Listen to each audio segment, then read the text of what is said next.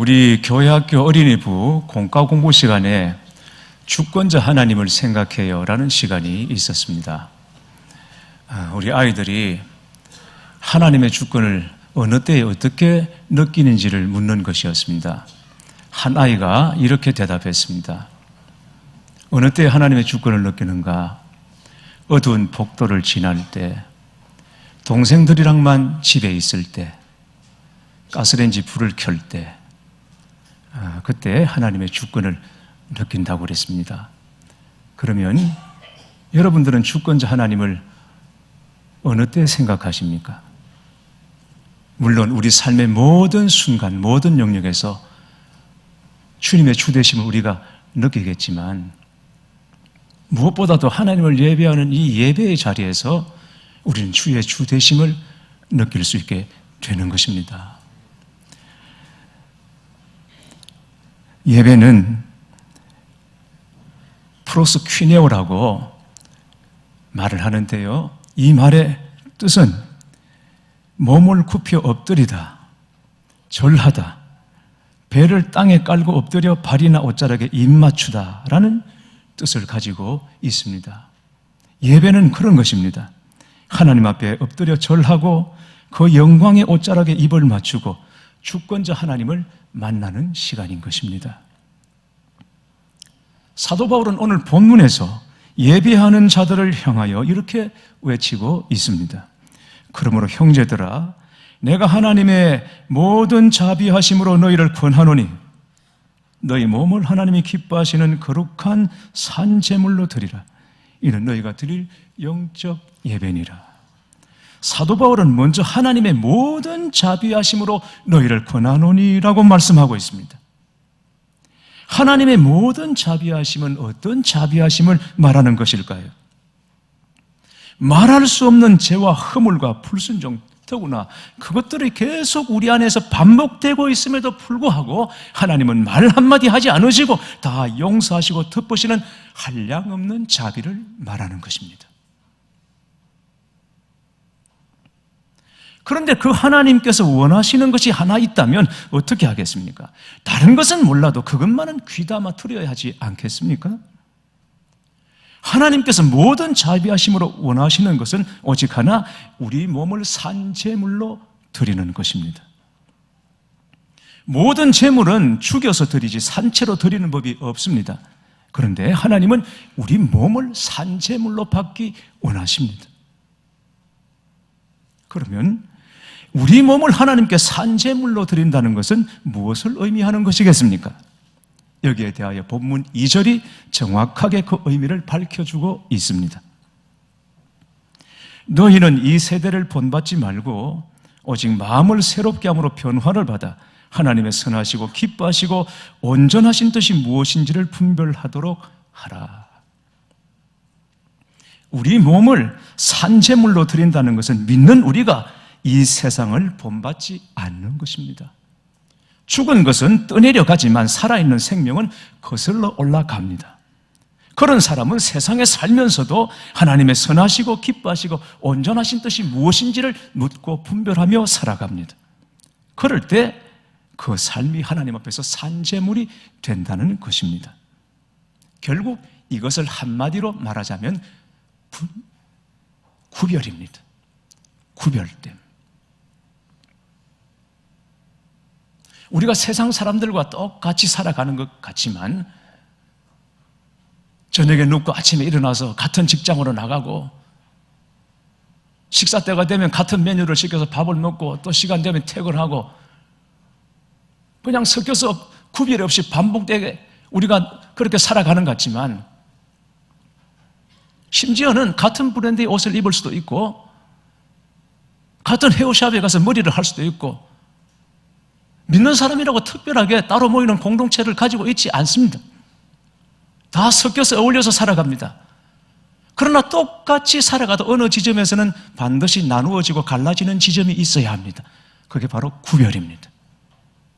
그렇게 구별되게 살아가는 것이 하나님 앞에 산제물이 된다고 말씀하고 있는 것입니다. 성요한 크리소스톰이라는 교부는 몸을 제물로 드리는 것을 이렇게 말했습니다. 우리의 눈으로 악한 것을 보지 않을 때 그것이 제사가 되고, 우리의 혀로 더러운 것을 말하지 않을 때 그것이 제물이 되며, 우리의 손이 불법을 행하지 않을 때 그것이 온전한 번제가 됩니다. 교회 여러분, 세상에서 살아가다 보면 재물에 대하여 우리가 한없이 약해질 수 있고 또 유혹을 받을 수 있습니다.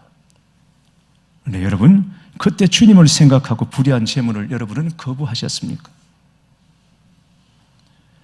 불의한 인간관계 여러분 청산하셨습니까? 어떤 점에서 여러분은 구별되었음을 증명할 수 있겠습니까?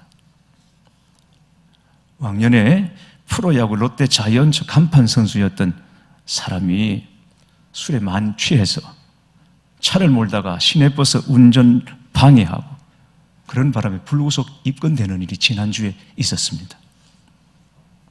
주행하는 버스 안에서 기사를 향해 폭언을 하고 운전대를 막 꺾기도 했다고 하니까 자칫하면 큰 사고로 이어질 뻔했죠. 그런데 문제는 그가 신실한 그리스도인으로 알려졌고 여러 곳에서 간증도 했다는 것입니다. 누구나 실수할 수는 있지만 그래도 이런 이야기가 들려지면 몹시 씁쓸해집니다. 그리스도인들은 술을 마시면 안 됩니까? 담배 피우지 말아야 합니까? 성경 어디에 담배 피우지 말라는 말이 있습니까? 라고 묻는 성도들이 간혹 있습니다. 술 마시면 되나요? 안 되나요? 담배를 피워도 되나요? 안 되나요? 여러분, 이걸 저에게 물을 것이 아닙니다. 그리스도인으로서 술을 마셔야 됩니까? 마시지 말아야 합니까?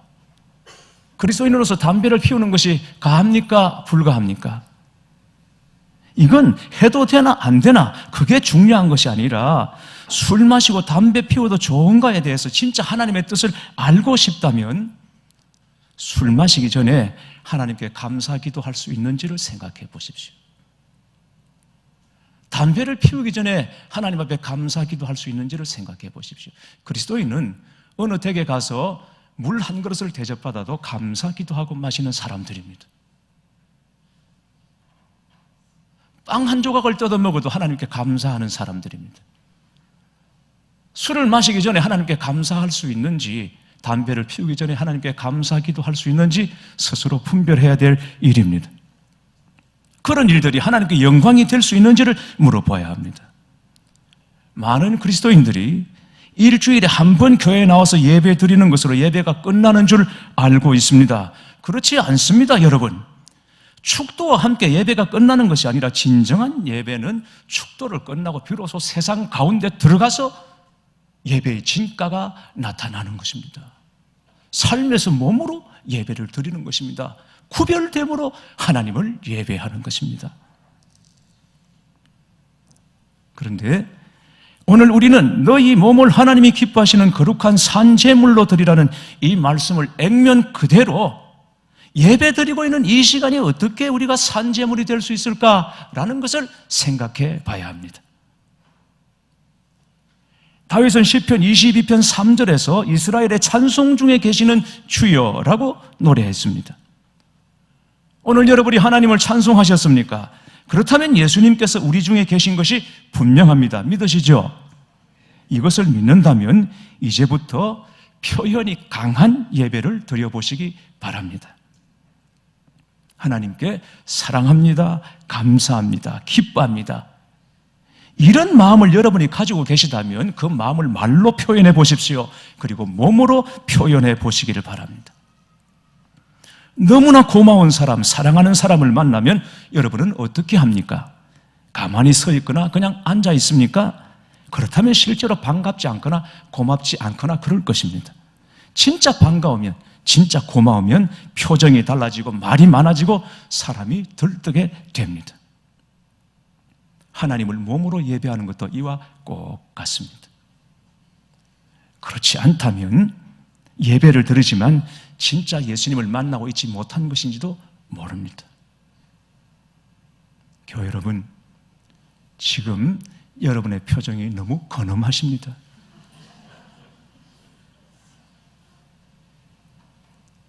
다윗은 일국의 왕이었습니다. 그런데 하나님 앞에서는 어린아이처럼 뛰놀리라 그랬습니다. 하나님이 그런 다윗을 사랑하신 것입니다. 끝까지 그를 붙들어 주셨던 것입니다. 제 표정도 그다지 좋지가 않죠, 여러분.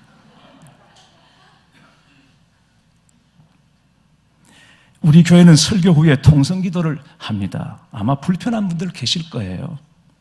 세련되지 못하다고 여길지도 모릅니다. 그러나 여기에 실제적인 경험과 충만함이 있습니다. 오늘 여러분 나오실 때 각자 다양한 형편과 사정과 요구를 가지고 다 나오셨습니다. 어떤 분들은 마음에 슬픔이 있을 수도 있고 또 기쁨이 있고 간절함과 무력함과 충만함과 외로움과 뜨거움, 이 온갖 감정들, 형편들이 우리 안에 있습니다. 오늘 우리 최장님께서 대표로 기도해 주셨습니다만 이 다양한 형편과 감정들을 어떻게 대표 기도로 다 충족할 수가 있겠습니까? 그건 가능하지 않습니다. 그러나 하나님 앞에 통성으로 기도할 때, 각자가 기도할 때 우리는 얼마든지 우리의 모든 것을 다 내어놓을 수 있습니다. 그러니까 여러분의 타입이 아니어도 한번 내어놓고 소리를 내서 하나님께 기도해 보십시오. 말로, 몸으로 표현하고 하나님을 예배해 보시기를 바랍니다.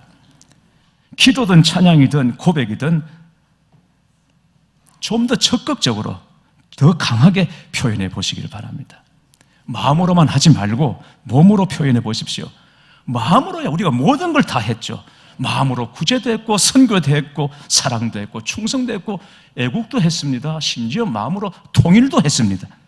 그러나 문제는 몸으로 무엇을 했느냐가 문제인 것입니다. 또 몸을 산 제물로 드리는 것은 구체적으로 내 시간을 드리고 손발을 드리는 것을 말합니다. 여러분, 예배는 대의명분이 아닙니다. 예배는 실제를 드리는 것입니다. 우리가 주일에 예배 드리면서 우리 모두 한 가지 이상 봉사를 해야 되는 이유가 바로 여기에 있습니다. 예배 시간에 나와서 1시간 예배 자리를 지킨 것이 온전한 예배가 아니라 우리의 손과 발을 시간을 드리는 것이 예배입니다. 할 수만 있다면 한 가지 이상씩은 다 섬길 수 있는 자리를 찾으시고 주님께 기도하셔서 분별 받으시고 섬길 수 있게 되기를 바랍니다. 각자 은사, 능력, 직분에 따라서 합당하게 섬기는 것이 예배입니다. 아니, 예배는 안식이 아닙니까? 그렇습니다. 물론 예배는 안식입니다. 안식은 하나님의 계획입니다. 하나님의 계획 안에서 창조 안식은 동일한 선상에 있습니다. 창조만큼이나 중요한 것이 안식입니다. 하나님께서는 6일 동안 세상을 창조하시고 제7일에 스스로 안식하셨습니다. 하나님이 쉬실 이유가 뭐가 있겠습니까? 여러분, 하나님이 지치십니까? 하나님 피곤하십니까? 하나님이 졸리십니까? 배가 고프십니까? 그렇지 않습니다. 그럼에도 불구하고 하나님께서는 제7일에 스스로 안식하셨습니다. 우리를 쉬게 하셨습니다. 그런데 놀라운 것은 하나님은 6일 일하시고 7일에 안식하셨지만 우리는 6일 일하기 전에 먼저 하루를 쉬고 시작하는 것입니다. 이게 주일의 복입니다. 먼저 쉬어라. 그리고 힘을 공급받고 능력을 얻어서 세상 가운데 나가 일하라 이겁니다. 안식은 그렇게 중요합니다. 그런데 우리는 늘 피곤합니다. 죽도록 일하고 그냥 죽어버립니다. 우리 교우들 중에 주일이 몹시 버거운 분들이 많습니다. 교회에서 맡은 사역이 겹치기 때문이에요. 그렇다고 그냥 내려놓을 수 있습니까? 안 됩니다. 그래서 서로 짐을 좀 나누어 주어야 합니다. 지친 분들이 좀 쉬고 힘을 얻을 수 있도록 서로 짐을 좀 나누어질 수 있게 되기를 바랍니다. 그러나 여러분 기억하셔야 합니다. 안식은 단지 아무 일도 하지 않는 것이 안식이 아닙니다. 예수님을 보십시오. 안식일에 병자를 고치셨습니다. 손 마른 자 고치시고 38년 된 병자 고치시고 열병을 고치셨습니다. 율법이 그 많은 것이었습니다. 그럼에도 불구하고 굳이 안식일에 그렇게 병자를 고치신 이유가 무엇이겠습니까? 예수님께 안식은 단지 일 안 하고 쉬는 것이 아니라 예수님께 안식은 생명을 살리는 것이었기 때문입니다. 생명의 역사가 일어나는 것이 곧 안식인 것입니다. 안식일의 예배 중에 하나님은 일하십니다. 예수님도 일하시고 성령님도 쉬지 않으십니다. 힘들면 쉬어야 합니다. 그러나 마냥 푹 쉬지는 말아야 합니다. 내 섬김과 이 내 작은 헌신으로 우리 사랑하는 형제 자매들의 생명과 은혜를 누릴 수 있다면 여러분, 이 또한 진정한 안식이 아니겠습니까? 그리고 몸으로 하나님을 예배하는 것은 하나님께 물질을 드려 예배하는 것입니다. 제사에는 반드시 제물이 있어야 합니다. 어떤 제물을 드리는가가 그 제사를 결정합니다. 아벨은 자기 양의 첫 새끼와 그 기름으로 하나님께 예배하고 하나님을 기쁘시게 했습니다. 아브라함은 100세에 얻은 자기 생명보다 더 소중한 아들을 하나님께 드리려고 했습니다. 예수님은 자신의 몸을 십자가의 제물로 내어 놓으셨습니다. 여러분, 이게 예배입니다. 만일 예수님께서 몸을 바쳐 십자가 피 흘리지 않고 마음만 바치셨다면 우리 구원은 없는 것입니다. 예수님께서 마음뿐 아니라 몸을 들여 헌신을 하셨기 때문에 저와 여러분이 그 십자가 피로 구원받은 것 아니겠습니까? 예배에는 반드시 향기 나는 제물이 있어야 합니다. 옥합을 깨뜨려야 향기가 나는 것입니다. 사랑하는 교회 여러분, 아직도 스스로 벌어서 먹는다고 생각하십니까? 아직도 자신의 힘과 노력으로 산다고 생각하십니까? 그러면 정말 어리석은 것입니다. 하나님이 아니면 우리가 뭘 할 수 있겠습니까? 아무것도 보장된 것이 없고 그 무엇도 장담할 수가 없습니다. 오직 하나님의 은혜입니다. 이걸 모르면 아직 어린 아이입니다. 주님께 맡기십시오. 그러면 하늘에 만나가 있습니다. 여기서 자유롭지 못하면 가진 것이 아무리 많아도 언제나 가난한 사람일 뿐인 것입니다. 하나님 앞에서 정직하시고 담대하시기를 축원합니다. 작년에 우리 교회 창립 70주년 보내면서 제 안에 두 가지 소원이 있었습니다. 하나는 교육관을 건축하는 것이었고, 또 하나는 인도 최수진 선교사님 어린이 사역과 여성 사역을 위한 선교센터를 건축하는 것이었습니다. 믿음은 장식용이 아니죠. 믿음은 하나님께서 쓰라고 주신 것이니까 우리가 믿음으로 선포하고 한번 도전하는 일부터 시작했으면 하는 마음이 간절했습니다. 인도 선교센터는 총 2억 원 공사에 현재 1억 2천만 원이 들어가 어느 정도 건물 모양이 만들어졌습니다. 그간 많은 분들이 한평 헌금 또 여러 형편에 따라서 헌금을 해주셔서 여기까지 왔습니다. 그러나 나머지 8천만 원이 더 들어가야 센터가 완공됩니다. 현재 공사가 중단되어 있는 것이 여러분도 그렇고 파송교회 담임 목사인 저로서도 몹시 마음이 무거운 일입니다. 그런데 여러분, 우리가 섬겨야 할 곳이 선교지뿐입니까? 명색이 우리가 부산의 장자교회인데 장자다 보니까 지방 내 어려운 교회들 나 몰라라 할 수 있는 처지가 아니지 않습니까? 지난 성탄절기에 우리 지방 한 교회가 시끄럽다고 이웃들이 민원을 넣는 바람에 주일 예배 중에 경찰들이 들어와가지고 예배가 중단되는 일이 있었고, 그 이후로 기도에도 예배도 마이크를 끄고 지하교회 성도들처럼 지금 바싹 웅크리고 있다고, 할 수 있다면 우리가 이 교회를 도왔으면 좋겠다고 말씀을 드렸습니다. 그 다음 주일 어느 성도님 가정에서 예배 마치고 저를 찾아오셨는데, 지난주가 말씀을 듣고 기도하는 중에 우리 가정이 그 일을 돕게 하신다는 강한 마음을 주신다고 헌금 봉투를 내놓았습니다. 그런데 보니까 제가 생각한 것보다 훨씬 큰 액수였습니다. 큰 액수였습니다.